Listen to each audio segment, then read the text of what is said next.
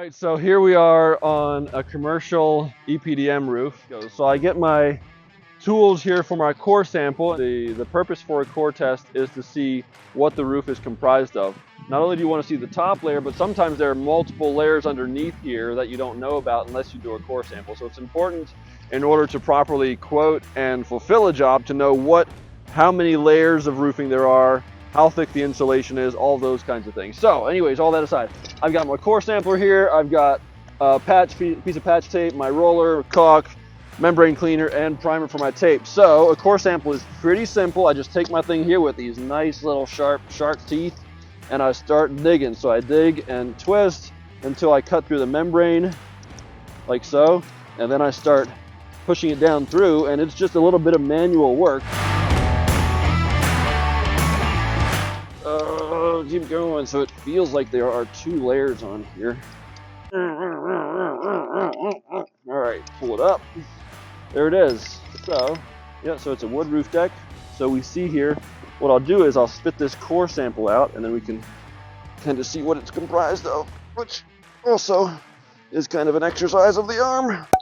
There we go. So what we have is the EPDM roof membrane.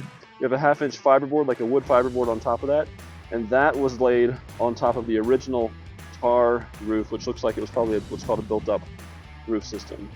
And then that tar was adhered to the wood roof deck. So a couple of things I want to do here. One is measure it with my tape measure, which is in the truck.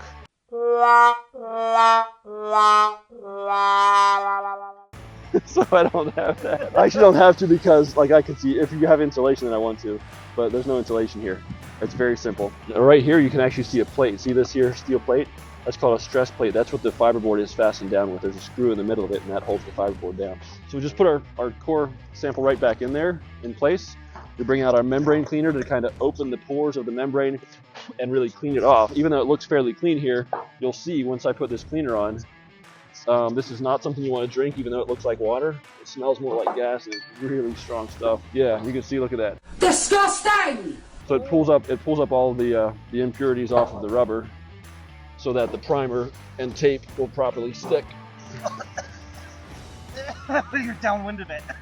It is strong stuff.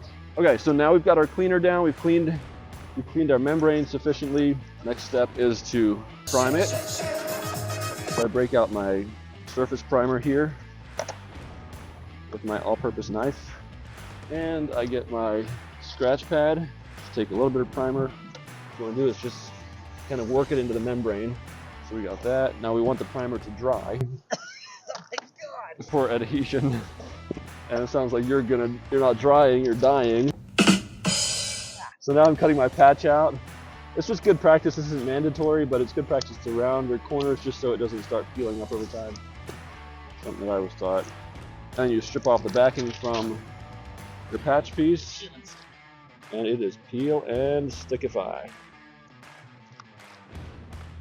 Like so. Then you get your steel roller out, heavyweight champion, and that thing is stuck for good. And then as a second line of defense, although it's not necessary, you caulk around the perimeter of your patch, like so. That is how you take a core sample on a membrane roof.